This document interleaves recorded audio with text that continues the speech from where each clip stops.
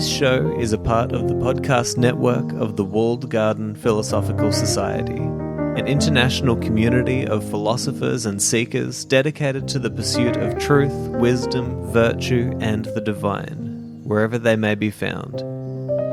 To find out more, go to thewalledgarden.com.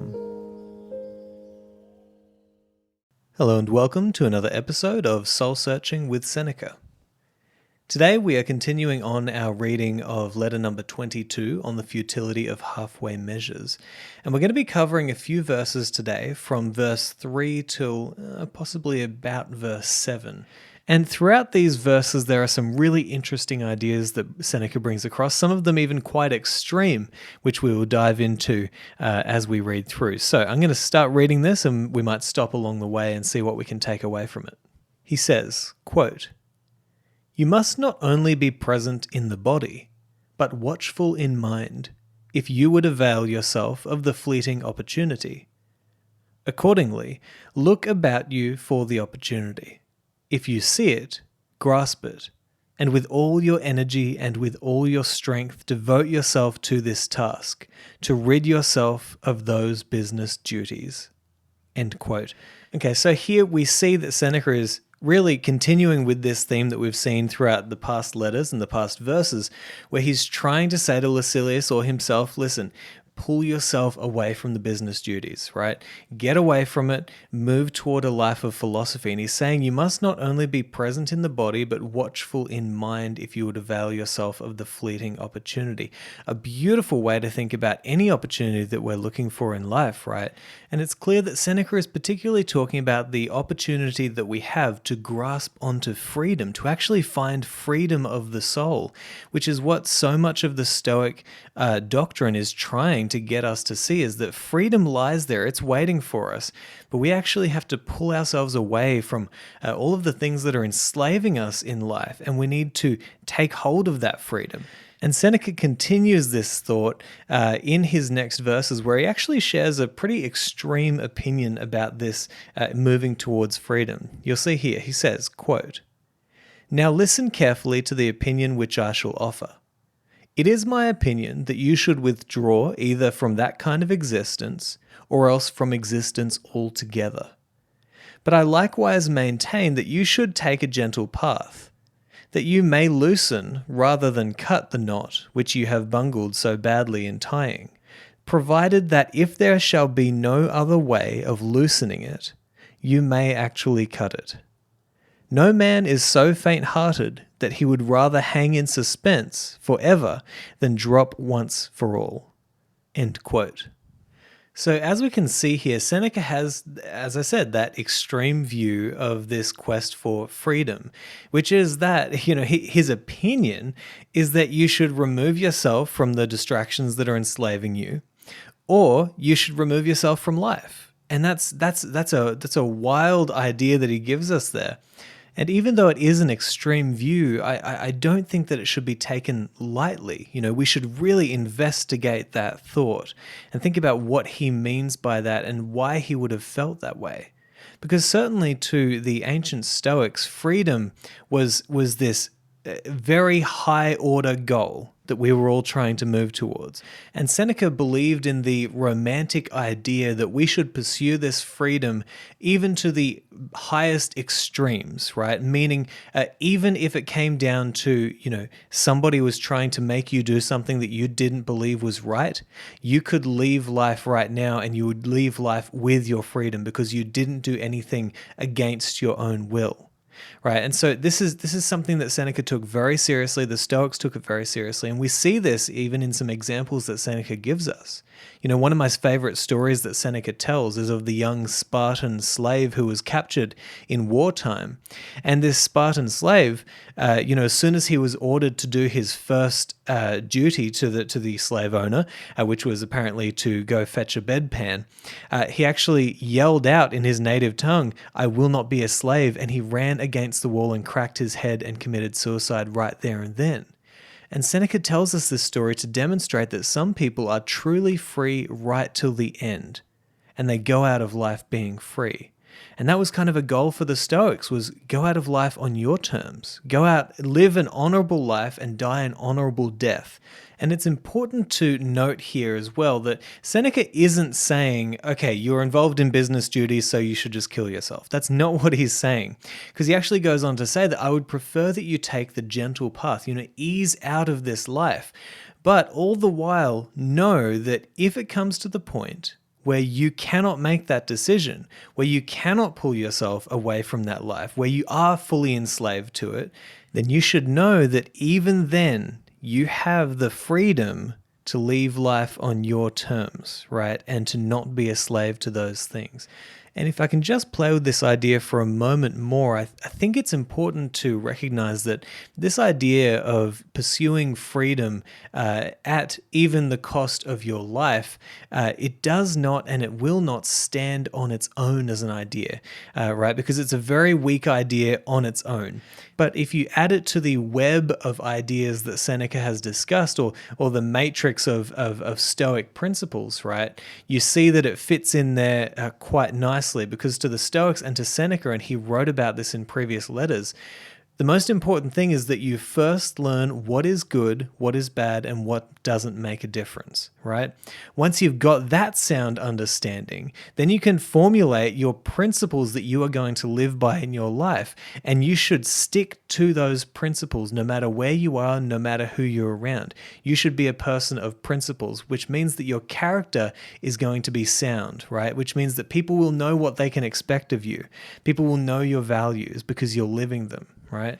And if your principles are sound, and if you have that solid understanding of what is right and what is wrong, you might find yourself in a scenario like the Spartan slave, or like Cato, or like Seneca at the end of his life, or like Socrates, these great examples of people who had the right compass bearing, right? They were aimed correctly.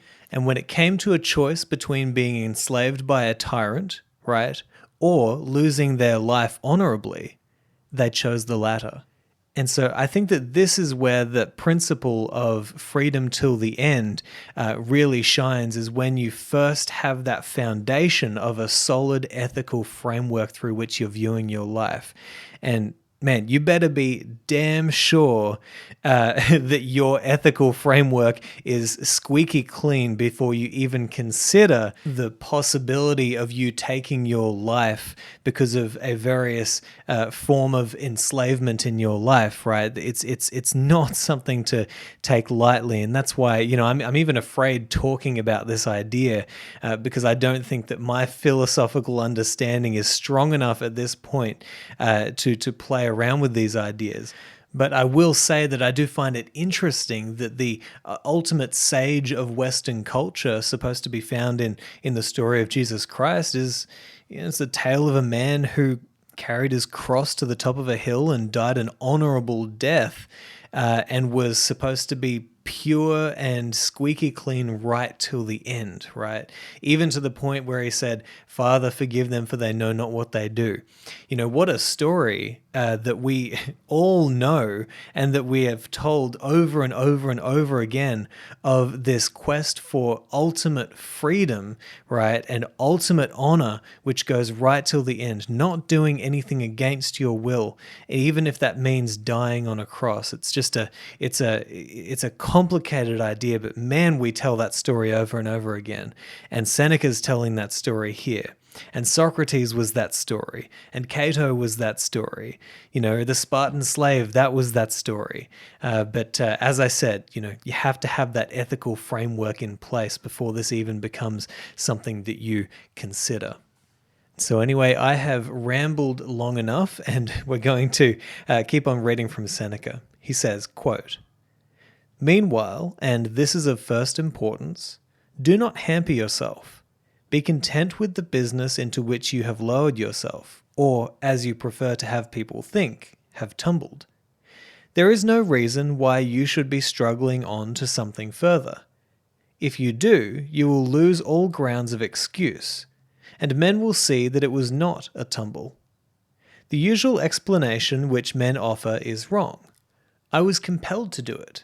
Suppose it was against my will. I had to do it.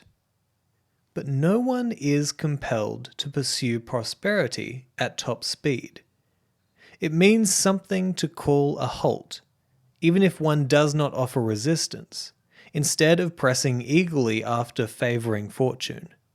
End quote. So here we see a continuation of the steps that Seneca is giving us to, let's say, remove yourself from the things that you are attached to. He's talking specifically about removing himself from public life or business duties, that sort of stuff, in order to seek philosophy. Let's just say that he's talking about removing ourselves from those things that we are deeply attached to, that are keeping us from pursuing what would be better.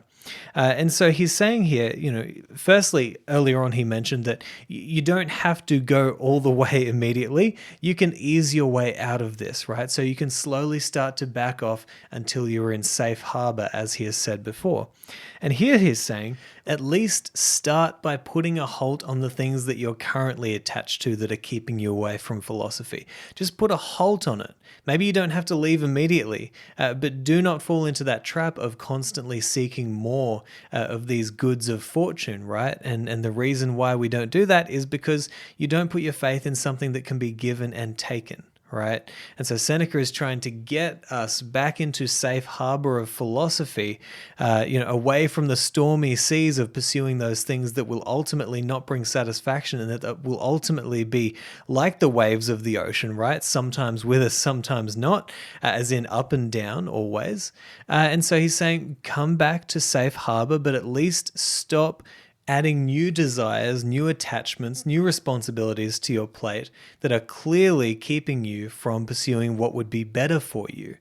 And so you might think about this in your own life by asking yourself, what are the excuses that I'm holding on to that is keeping me from what would be much better for me? What are the responsibilities that I'm adding to my plate almost as a distraction from what would be ultimately best for me? What am I attached to right now, and what am I adding to my attachments that is clearly not what is best for me and is keeping me away from what would be best for me? These are very important questions to ask, and they're the questions that Seneca is asking us here. And he's really asking us to forget about those excuses, right, that we always have, which is, well, I'm compelled to do this, or I'm being made to do this against my will. No, you're not. No. Stop with that kind of talk and focus on the freedom that you have at your fingertips, right? That you have available to you, and know that you can make the choice, if you're willing to put up with the consequences, to move towards a life that would be clearly more meaningful and better for you. And so he goes on to say, quote, "Shall you then be put out with me, if I not only come to advise you, but also call in others to advise you? Wiser heads than my own, men before whom I am wont to lay any problem upon which I am pondering. Read the letter of Epicurus, which appears on this matter. It is addressed to Idomeneus. The writer asks him to hasten as fast as he can, and beat a retreat before some stronger influence comes between and takes from him the liberty to withdraw. But he also adds that one should attempt nothing except at the time when it can be attempted suitably and seasonably. Then, when the long-sought occasion comes, let him be up and doing. Epicurus forbids us to doze when we are meditating escape. He bids us hope for a safe release from even the hardest trials, provided that we are not in too great a hurry before the time, nor too dilatory when the time arrives." End quote. So I'd like to go full circle here and revisit what I read from Seneca at the very start of this episode, where he says, "You must not only be present in the body, but watchful in mind, if you would avail yourself of the fleeting opportunity. Accordingly, look about you for the opportunity. If you see it, grasp it, and with all your energy and with all your strength devote yourself to this task, to rid yourself of those business duties." Now, the reason I read that again is because I think that is actually a representation of what he then brings in here with Epicurus, which is tact. It's all about tact. You've got to pay attention in life. You've got to understand the opportunities that you have to rid yourself of these attachments, and you've got to know when you're seeing that opportunity, and then when you see that opportunity, like Epicurus is saying here, you need to jump on it there and then. You need to prepare yourself to be ready in life, to grasp onto the opportunities that present themselves to you in the time when it is best to do so. So I think that that's what's most important about what he's saying here from Epicurus, is just having a kind of tactful approach to life where we're not just being too eager, and we're not being too slothful in our desire to reach this point of freedom, this point of philosophical freedom, this point of understanding ourselves, this point of a life of wisdom, right?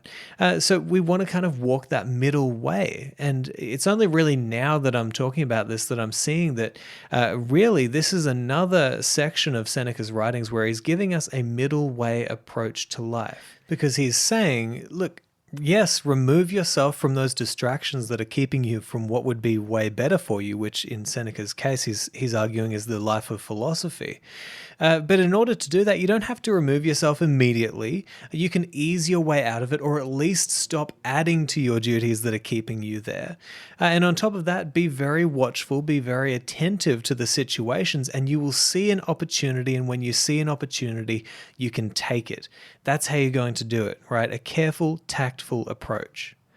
And so if I could sum up a few themes that I see running through this letter and previous letters as well, and a lot of the themes that Seneca is discussing in our previous episodes, it's really just to pay attention to what are the things in your life that you are enslaved to and that are keeping you away from what would be much better for you and much more meaningful for you in your life, such as the path of philosophy that Seneca is describing here.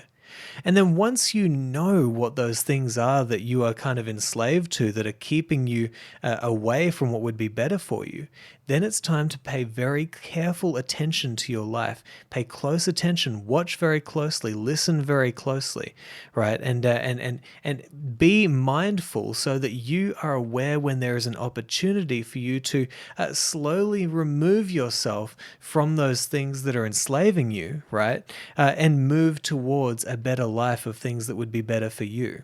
It's a very careful approach that Seneca is taking here, but it's interesting because though he is taking a very careful approach, he ultimately has that view that if you're not willing to do this, right, or at least if there are things that are keeping you there against your will truly, then you have that ultimate way out of this to die an honorable death. It's very interesting, the dynamics of Seneca's thoughts here, and it's certainly something that I am going to continue to grapple with because I will admit that I'm struggling a little bit with this letter to fully dissect it and get the best possible understanding of it. But hopefully my ramblings in this episode have come a little bit close, and we've got a bit of wisdom to take away from these few verses.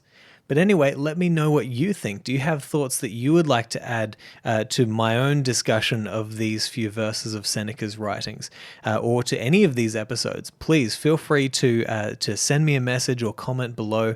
I would love to know what you think. Perhaps there's something that I am missing here that you might have an insight into. So, I hope you've enjoyed this episode, and I'll talk to you next time.